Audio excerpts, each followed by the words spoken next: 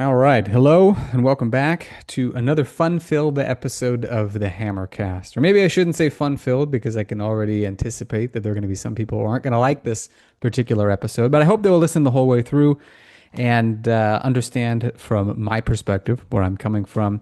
And actually, a lot of other people as well. I can't really lay claim to speaking for everybody, but I'm pretty sure that a lot of other people are going to agree with me on this, at least in the hardstyle camp. Maybe not so much in the kettlebell sport camp. Before I dive into my untarnished, ungarnished, and unvarnished thoughts about kettlebell sport training versus hardstyle, I would be remiss if I did not mention my 9-minute kettlebell and bodyweight challenge. Now, this is ideal for people who are looking to get a boost in their training without necessarily getting rid of their current training approach. If you want something brand new, this would also be very good, but I designed it specifically to be injected into your current training to kind of act like a NOS boost. I guess that analogy works. I don't know. I really don't know all that much about cars, but it is the 9-minute challenge is based around uh, gait pattern strength training. So using movements that fundamentally strengthen this most foundational of all movement patterns in the human body, gait, walking, in other words, movements like loaded carries, like picking up a kettlebell and carrying it in various different ways, crawling across the ground, and a few other things. I've produced lots of really, really good results for a number of my students and followers online. I had somebody reach out to me recently and said that he hadn't stepped foot in the gym in ages, but he saw some people he hadn't seen in a while, and they remarked on how much better his physique looked and how much stronger he felt and all this other stuff. So uh, if you go, you know what, in fact, you can read some other transformation tales if you want. Go to 9minutechallenge.com and you'll see a number of people who have given it very high praise. Anybody from very busy parents and busy professionals with not a lot of time to train to people with a lot of ambition who really want to give their training a boost. 9minutechallenge.com. You can also get your own free copy of it if you want. And it's an instant access sort of a thing. You just put in your name and email address and bam, you get it sent your way. So the number 9minutechallenge.com, and you are off to the proverbial races. Now, in order to begin, I want to go back and recount a story that happened to me when it was probably 2009. I used to be in sales when I was in my early 20s. I sold Cutco, which is a very famous, high quality brand of cutlery. And we did face to face presentations in people's homes. And one of the guys that I presented to was a guy named Bob. And I had trained with Bob in Krav Maga previously, which is how I knew him and got a hold of him. And during the presentation, at one point, he mentioned at least having spent a certain amount of time in New York. I know he went to school there. I don't know if he grew up there and moved to Nebraska later in life. I don't recall exactly, but I remember him saying he lived in Buffalo specifically. And this was about 2009. And I was very curious because I had heard plenty of times about New Jerseyites just always talking trash about New York. And so I said, what is it like? Why are New Jersey and New York always at each other's throats, like, Springfield and Shelbyville on The Simpsons? And basically, what he said is that the New Jerseyites, and these are his words, not mine, think they're hot, you know what, and that New Yorkers suck and all this other stuff. Whereas the New Yorkers really don't care. The New Yorkers are, kind of doing their own thing, and they don't really spend any time thinking about New Jerseyites for the most part. Interestingly enough, I've seen this sort of mindset play out in other ways too. Like iPhone users, I find don't really talk trash about Android. They certainly prefer iPhones, but they're not out there trash talking Android users, except for maybe the occasional tongue in cheek comment. But I have yet to see an Android user not bash the iPhone or come up with some reason to bash the iPhone. And and so it is with hardstyle versus kettlebell sport. Now, I got into kettlebells 17 years ago, as of late March or early April of 2008, particularly. And I got certified as an RKC, which was Pavel's name for his original certification back in 2010. So 15 years ago, October of 2010. And in all that time, I really don't think I can think of a single time, maybe other than a few tongue-in-cheek comments, but never serious conversation or commentary from anybody in the hardstyle world talking trash about kettlebell sport. And yet, I defy you to spend anything more than just an hour or so on any kettlebell sport. I mean, for scrolling through the I don't know, kettlebell tags on Instagram or on YouTube or whatever, and you were almost certain to find somebody or a lot of people in the kettlebell sport world talking trash about hardstyle, which is especially confusing for the rationales that they often give. Now, I'm speaking in generalities here. It's definitely not everybody involved in kettlebell sport who behaves like this. But a lot of big names, a lot of people with big platforms do. And one of the common things that I seem to run across is they think that the kettlebell sport is the correct way to lift kettlebells, and that it is the more like dignified approach. It's the more legitimate or authentic approach. It's basically what it comes down to. And again, I'm speaking in generalities, and I'm certainly not including everybody who practices kettlebell sport into this category. But it's pretty widespread, even now, honestly, which I find very strange. Maybe in the early days when people are trying to set themselves apart, kind of expect that sort of a thing. But like even now at this point, it's gone to the point of absurdity.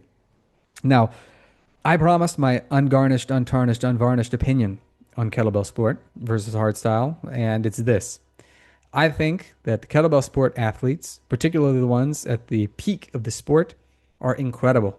They are monsters. Like it's an amazing thing to see some of the feats of strength endurance that they're capable of, like lifting 32 kilograms in the case of the men for hundreds of reps at a time, and in like, particularly in the case of like snatch, you'll see a lot of them lifting like more, like let's say doing more than 200 snatches in a 10-minute time period with one hand switch.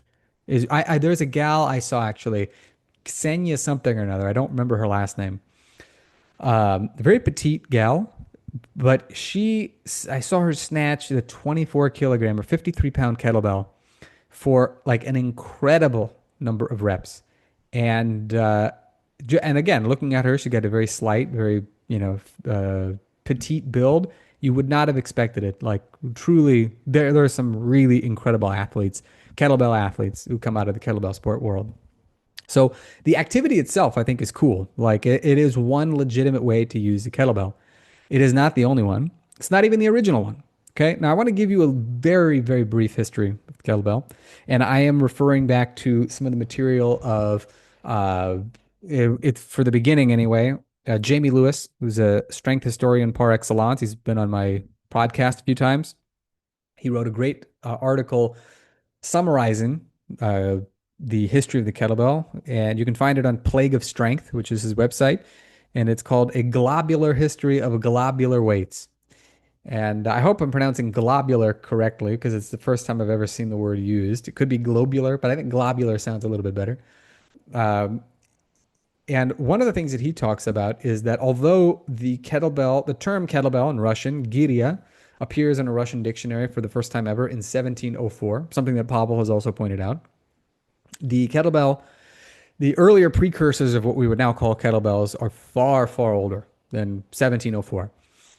Jamie, in particular, in this article, talks about the Jiroft culture in ancient Iran, which is about 2,500 years BCE, meaning 4,500 years ago, 4,500 years ago.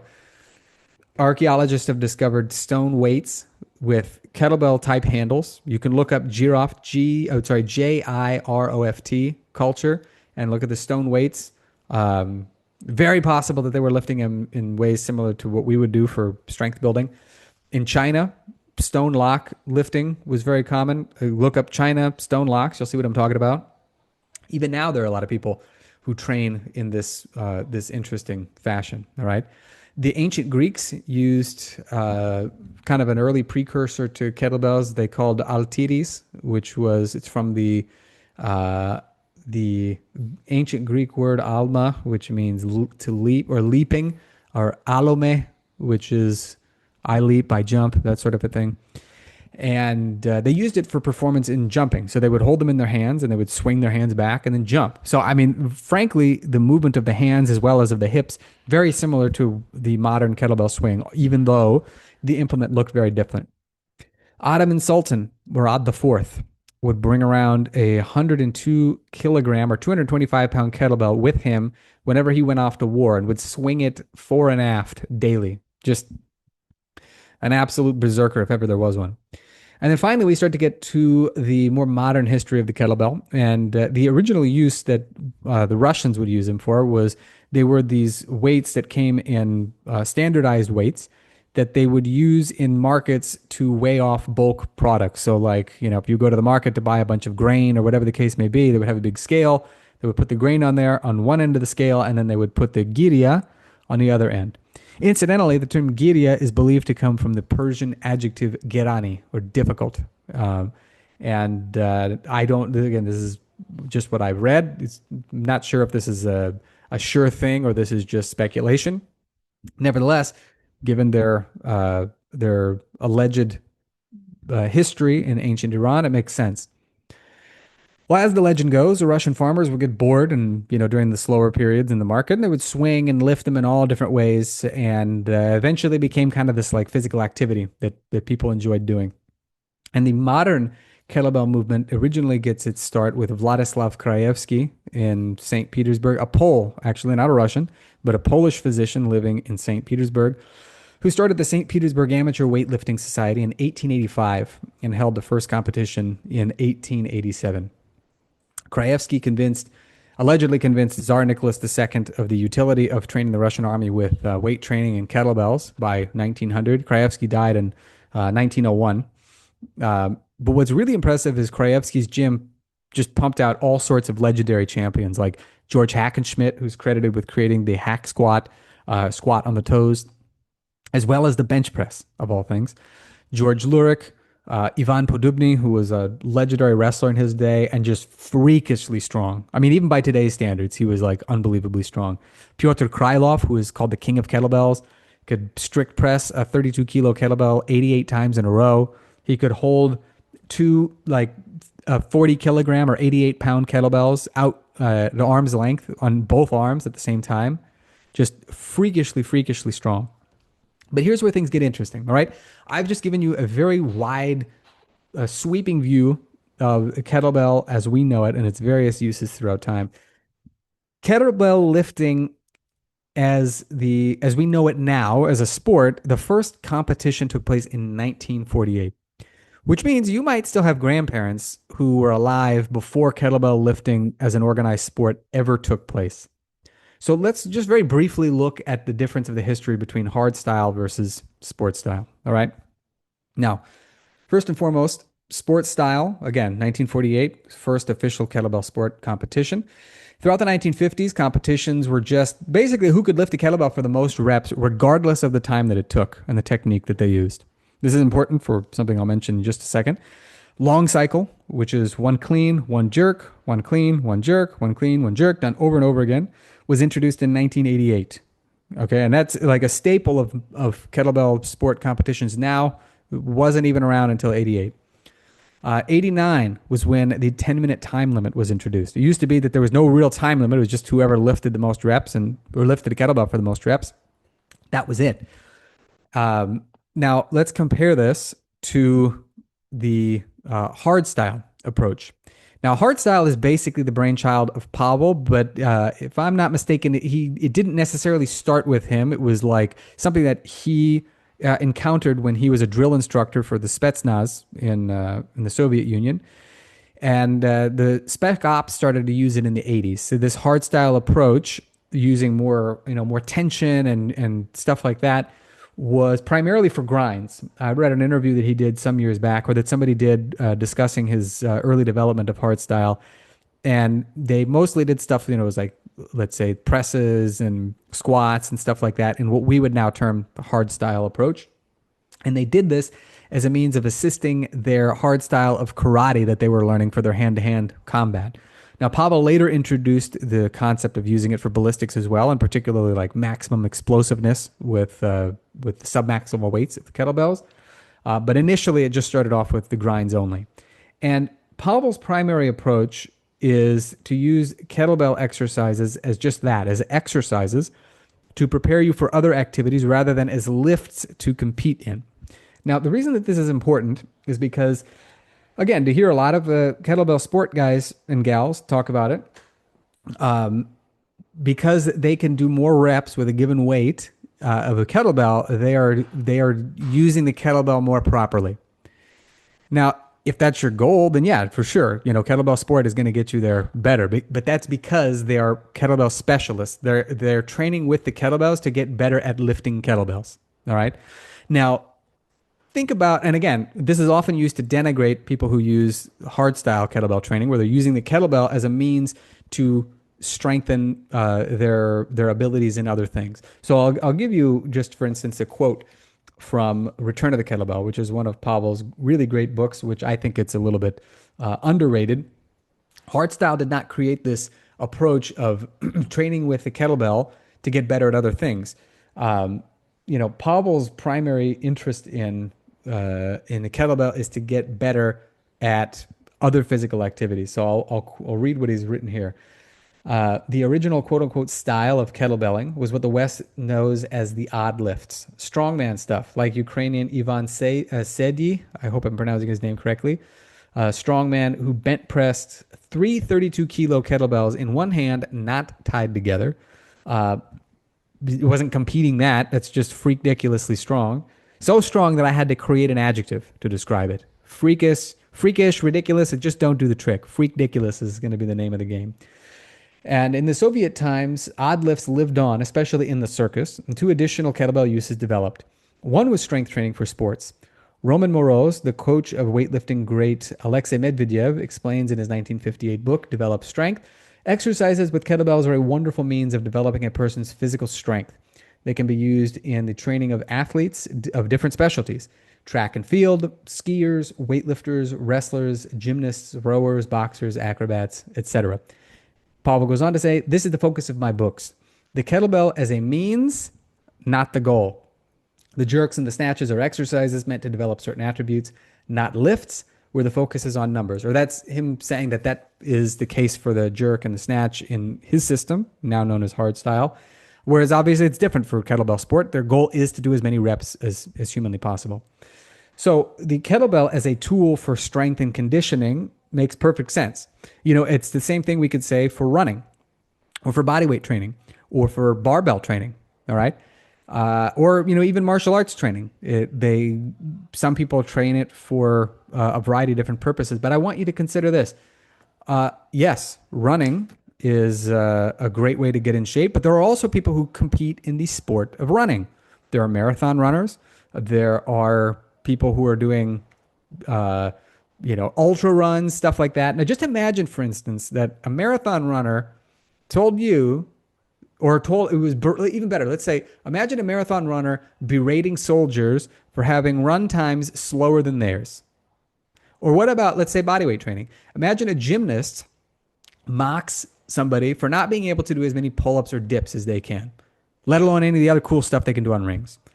Or imagine Olympic lifters mocking football players, American football players, for not being able to clean, jerk, snatch, or front squat as much as them.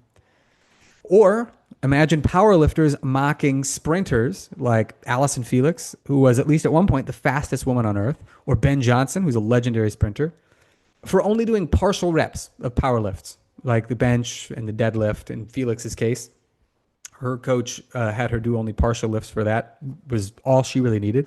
Or in Ben Johnson's case, only did partial reps in the squats as part of his physical preparation for sprinting. Or even better, imagine UFC fighters mocking Marines or Spec Ops soldiers for having subpar unarmed combat skills relative to theirs. In all of these cases, these activities, whether it's running or barbell training or bodyweight training or martial arts, you have specialists who are naturally going to be better, but that's because it's the only thing that they do and the only thing that they're good at. And then you have people who use the tool to help develop skills that are necessary for them to push their own skills and their preferred activities higher and higher. Now, you could say, for instance, well, hardstyle has this focus on, minimalism and in some ways that becomes sort of like specializing. And actually that I would agree on. That's one of the reasons I'm not a big fan of minimalism. I think that if you do not have another physical activity that you're doing, you owe it to yourself to do more physical activity. And so do a lot more variety, do more exercises. But you really can't make that argument if you're a kettlebell sport person because all they do is clean and jerk and snatch and a couple of assistance exercises to help with those things. But again, they're specialists. That is their primary focus. So if you take these examples, let's say of specialists, marathon runners, gymnasts, whatever, and you imagine this analogy of them mocking people doing something that is even tangentially related to what they do, and saying, "Well, here's how much better, you know, I as a gymnast am at pull-ups and dips. Your methods are inferior." Well, like, yeah, if you want to compete as a gymnast, you might say, "Yeah, my pull-ups and dips are better," or better yet, my ring skills are better than yours. All you're doing is pull-ups and dips. You're not doing calisthenics correctly. You would hear something like this and you would think this guy is like low class. This is just low class behavior perpetrated by self-conscious weirdos trying to prove that they're somehow superior to others for not being as good at something as they are, despite the fact that they decided to specialize in it, when other people are using it as a means of trying to get better in general. In the case of calisthenics, let's say, just better general fitness and strength and health and, muscularity and what have you. Meanwhile, the StrongFirst approach, which is something that encompasses a hardstyle kettlebell training, but also includes bodyweight training, barbell training, is something that is used not only by people seeking, better fitness, more muscularity, improved fat loss, any other number of different things, has produced a lot of very, very good big names in a variety of different sports. Just a couple of just examples here. Joe Lozon, for example, was trained by one of Pavel's first students, a guy named Steve Bakari. If I remember correctly, Steve Bakari was one of the participants at the very first ever kettlebell instructor certification under Pavel. Olympic Greco-Roman silver medalist Marco Madsen from Denmark was trained by Kenneth J., who used to be a master instructor under Pavel. And you read anything about Marco Madsen's approach, and there was a lot of hardstyle kettlebell training involved. All right. Former UFC champion Dricus du Plessis of South Africa trained with, I don't know if he still does, but at least at one point, trained with a StrongFirst certified instructor. If you look up some of his strength and conditioning work, it's very clearly StrongFirst, just laden with StrongFirst methodology. All right. Lance Armstrong, big fan of kettlebells, particularly Pavel style. And you might say, Lance is a real bastard because of all the cheating and whatever. True, but he was a phenomenal athlete. There's no question about it. He didn't get his Tour de France wins taken away from him because he somehow wasn't a better athlete, but because he was running a doping ring. Let's not forget this, all right? Powerlifters like Donnie Thompson, the first guy to post over 3,000 total, which means the total of 3 lifts, 1 rep in the squat, 1 on the bench, 1 on the deadlift, over 3,000 pounds. He squatted like 1,300 pounds in competition, benched, 900 something, and deadlifted 800. I don't remember what the exact numbers were, but it was monstrous. Andy Bolton, similarly, first guy to deadlift over 1,000 pounds in competition. He's a friend of Pavel's, and he's used Pavel's methodologies for kettlebell training and other things in his assistance work. Not a lot of people know this. Pavel trained Maria Sharapova, the tennis champion. Now, he trained her with calisthenics only, very low reps, stuff like pistol squats and pull-ups and yanda sit-ups and stuff like that. So no kettlebells per se, but using the same methodology. Clay Guida, guy who's had a 21-year career in mixed martial arts, fighting with the UFC, has trained under Master SFG Czar Horton's gym of Firebells in New Mexico. And of course, I would be remiss if I didn't point out that Pavel has been a subject matter expert for decades to the U.S. Secret Service, various law enforcement agencies, the Marines, Navy SEALs, you name it. Now, I would be curious to hear of any GS fanatics who can point out any athlete other than kettlebell sport athletes who have used very strict kettlebell sport techniques and kettlebell sport training methodologies specifically to become better at other sports or to become better at other activities in general. All right. Maybe they're out there and I just don't know. But the whole approach of kettlebell sport training is to get better at doing more reps with the kettlebell. The kettlebell is the end goal. It is not the means of achieving some other goal like it is with hardstyle. And to completely overlook this and to pretend that the only authentic use for the kettlebell is to do as many reps in a row not only ignores history, not only ignores the fact that most people aren't that interested in whether they do 100 or 101 reps of a given kettlebell exercise in a row, and that this, although it is a perfectly legitimate reason to lift kettlebells, it's not the only reason. Plenty of other people want to do stuff like build more explosive power, lose fat, get in a little bit better shape, whatever the case may be. Uh, Hardstyle does a great job of this. And yeah, if your only overriding goal is to do as many reps as possible in 10 minutes and either not put the kettlebells down or in the case of the snatch, switch hands only one time in that 10-minute period. Again, a rule that was not even introduced until 1989 when I was already a toddler. All right. A far cry from the 4,500-year-old history of the kettlebell. By all means, go ahead and do that. But it's this like, there's this very weird, like distaste that the kettlebell sport world, or I'm going to be a little bit more diplomatic here. Certain proponents in the kettlebell sport world have pretending that there's only one way to use a kettlebell and that everybody prior to, I don't know, 1948, if we're going to be very generous here, everybody else was using kettlebells completely wrong. So Ivan Podubny, who had 56 kilogram kettlebells special made for him so that he could train with them, he was totally wrong when he was doing them. Valentin Decool, circus athlete, strength, a strong man in particular, par excellence. When you see him swinging and juggling 70, 80 kilogram kettlebells, not using GS or a kettlebell sport technique, by the way, that he's all wrong. Or if you look at any of the old videos of a myriad of people using kettlebells for wrestling training, for track and field training, you will be hard pressed to find kettlebell sport technique because it didn't exist back then. You will see people using technique that, although it's not exactly strictly hardstyle, is far closer to hardstyle than anything else. So that's my take. I don't think that kettlebell sport is bad or dumb or stupid or whatever, but the people who try to promote it by belittling other systems, their primary concern being kind of like how the Android users hate iPhone users, or allegedly New Jerseyites think New York sucks and all this other stuff. The kettlebell sport crowd has put themselves into this sort of like jealous little brother position, regardless of whether or not that's actually where they belong. And as a result, I mean, I don't know how many people have been recruited to kettlebell sport by doing this. I think more than anything, it makes the people who are already engaged feel like they made the right choice. And again, if your goal is to lift kettlebell for as many reps as possible without setting the bell down, then you are in the right place. If you have a goal to do literally anything else, the kettlebell has always been around to do a whole lot of other stuff.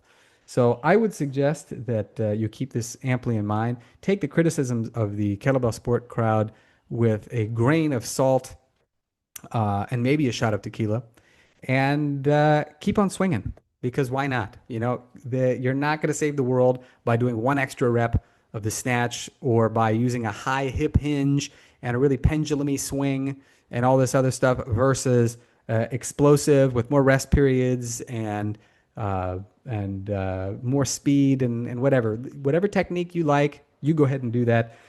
You're more than welcome to think anything you'd like about the best way to train with kettlebells, but the main question you should be able to answer is better for what? Better for doing more reps? Kettlebell sport. Better for training for a wide array of a bunch of other tasks for a bunch of other different sports or physical activities? I'm going to have to give it to hardstyle. But I would be very curious to hear what your insights are. My door is not always open, so please don't knock on it. But my DMs are open, so you're welcome to DM me, or if you're watching this on YouTube, leave me a comment in the comment section below. I'd be very curious to hear your opinions, shrill though they may be. Let's hear them. Drop them down. Let me have it. If you think I really deserve it, if you think I'm totally off base or I was wrong about something, hit me with it. I'm open to your criticisms, but I will recommend that you try to keep it cute or put it on mute. If you're rude, I may just not engage, but maybe I will, and we'll end up with a huge argument. No one really knows. Okay, there are lots of different ways to interact on this topic.